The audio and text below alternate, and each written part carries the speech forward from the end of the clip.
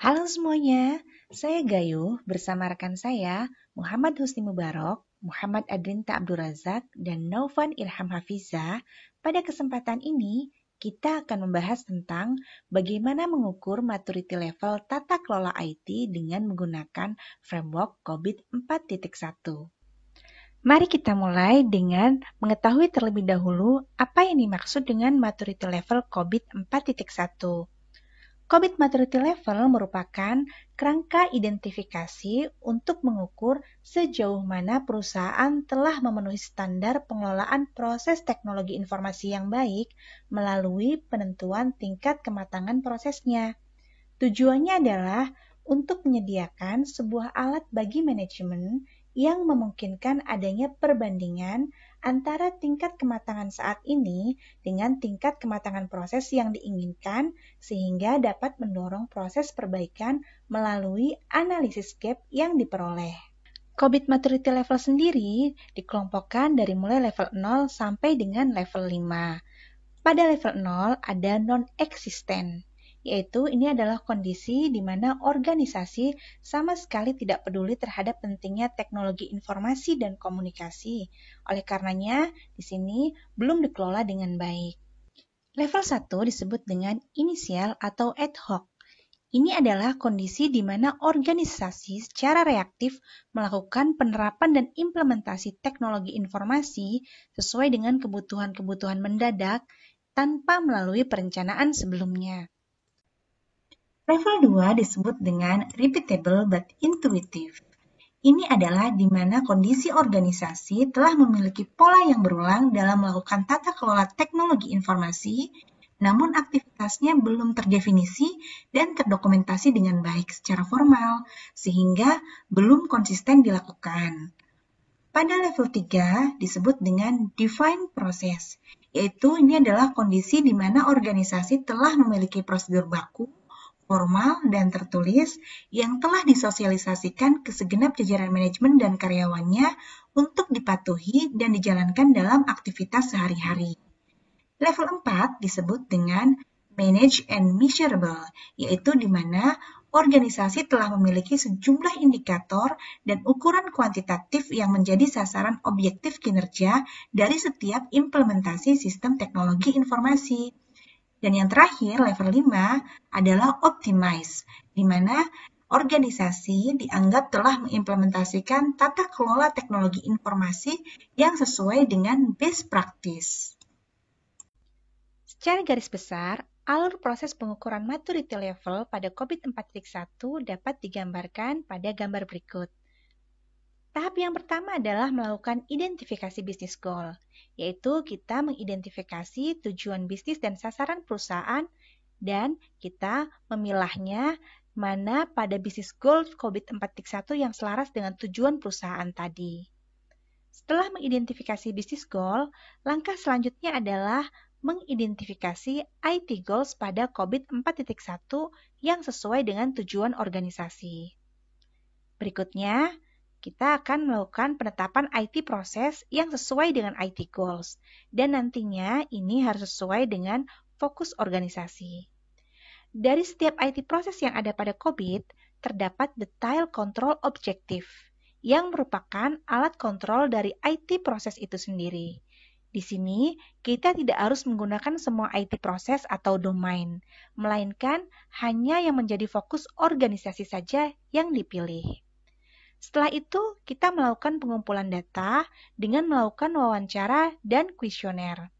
Tujuan kuesioner ini adalah untuk mengukur tingkat kematangan organisasi.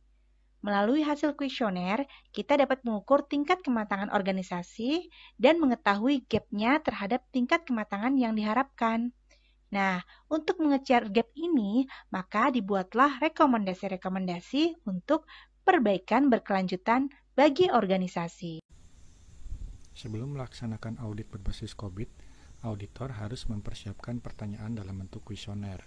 Untuk membuat pertanyaan dalam kuesioner tersebut, auditor tinggal mengambil pernyataan yang ada di dalam maturity model COVID sesuai IT proses terkait dan memecahnya menjadi pernyataan sederhana dengan model kalimat tunggal. Sebagai contoh, pada deskripsi maturity model proses PO10 level 0 disebutkan, project management techniques are not used and the organization doesn't consider business impact associated with project mismanagement and development project failures. Deskripsi tersebut kemudian diubah menjadi dua kalimat questionnaire statement, yaitu the organization doesn't use project management techniques dan the organization doesn't report on project mismanagement effect or development project failures. Setelah statement untuk kuesioner diperoleh, selanjutnya diperlukan standar penilaian jawaban untuk masing-masing statement. Untuk masing-masing statement, jawaban yang tersedia ada 4, yaitu not at all memiliki skor nilai 0, a little 0,33, quite a lot 0,66, dan completely 1. Setelah itu, langkah selanjutnya adalah memasukkan statement ke dalam form questionnaire audit dan lakukan perhitungan maturity level. Sebagai contoh, diperoleh jawaban kuesioner untuk level 3 pada maturity model COVID untuk proses PO10 sebagai berikut. Kemudian berikan skor pada setiap statement sesuai dengan standar yang sudah dijelaskan tadi, kemudian jumlahkan. Didapatkan, total skor untuk PO10 level 3 adalah 8,63. Untuk melakukan perhitungan maturity level, langkah selanjutnya adalah menghitung compliance masing-masing level. Nilai compliance masing-masing level diperoleh dari nilai rata-rata statement, yaitu hasil pembagian nilai compliance per level A dengan jumlah statement atau pernyataan per level B. Pada tabel dapat dilihat bahwa compliance untuk level 3 adalah 8,63 dibagi dengan jumlah statement, yaitu 11 sama dengan 0,78. Dengan cara yang sama, semua nilai compliance untuk masing-masing level dihitung. Setelah itu, langkah selanjutnya adalah melakukan normalisasi. Hal ini dilakukan dengan membagi nilai masing-masing tingkat compliance A dengan total nilai compliance atau total A. Sebagai contoh, pada level 3 menghasilkan angka 0,225 yang diperoleh dari tingkat compliance 0,78 dibagi dengan total nilai compliance 3,46, sehingga diperoleh hasilnya adalah 0,225. Setelah nilai compliance masing-masing level telah dinormalisasi, maka langkah terakhir dalam perhitungan nilai maturity level adalah menghitung kontribusi masing-masing level, kemudian menjumlahkannya. Hasil penjumlahan itulah yang menjadi nilai maturity level. Pada tabel kita lihat kontribusi dari level 3 adalah sebesar 0,68. Nilai tersebut diperoleh dari perkalian antara level A dengan nilai compliance yang telah dinormalisasi B. 3 dikalikan dengan 0,225 hasilnya adalah 0,68. Setelah nilai kontribusi masing-masing level diperoleh dan dijumlahkan, maka didapatkan bahwa nilai maturity level untuk proses PO10 adalah 2,23, sehingga masuk ke dalam maturity level 2, yaitu repeatable but intuitive. Kemudian bagaimana cara mengukur tingkat kematangan yang diharapkan? Tingkat kematangan yang diharapkan dapat ditentukan dengan melihat lingkungan internal bisnis perusahaan dan tingginya ekspektasi jajaran manajemen perusahaan terhadap proses TI COVID untuk diterapkan. Dalam visi dan misi, tujuan perusahaan, serta arah dan strategi penerapan TI perusahaan, dapat ditemukan beberapa hal penting yang dapat diambil sebagai dasar pertimbangan untuk menentukan tingkat kematangan yang diharapkan. Misalnya, perusahaan berkeinginan untuk menjadi usaha skala internasional dalam semua bidang. Kemudian kedua, perusahaan berkeinginan untuk menerapkan good corporate governance.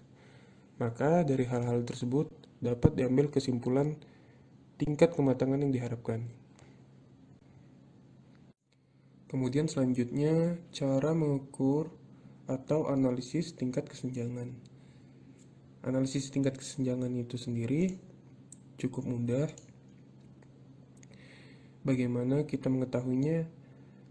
Dengan cara mengurangi expected maturity level, kemudian dikurangi oleh current maturity level.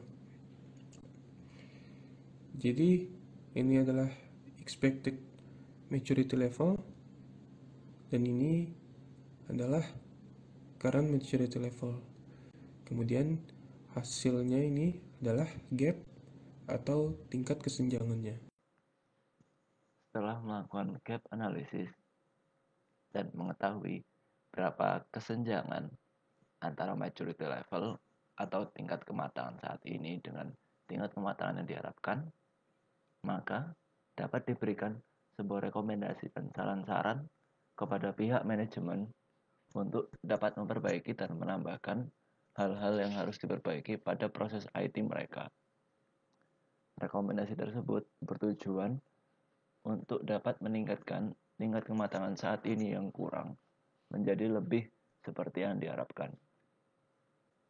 Kesimpulan dari presentasi yang telah kami sampaikan, yang pertama, COVID Maturity Level merupakan kerangka identifikasi untuk mengukur sejauh mana perusahaan telah memenuhi standar pengelolaan proses IT yang baik melalui penentuan tingkat kematangan dari proses tersebut. COVID Maturity Level bertujuan agar bagi pihak manajemen dapat mengetahui dan meningkatkan tingkat kematangan dari proses IT mereka saat ini berdasarkan hasil dari gap analisis antara tingkat kematangan saat ini dengan tingkat kematangan yang diharapkan ke depannya. Pada COVID 4.1 terdapat 6 tingkat kematangan. Sekian presentasi yang telah kami sampaikan. Terima kasih atas waktu dan perhatian yang sudah diberikan.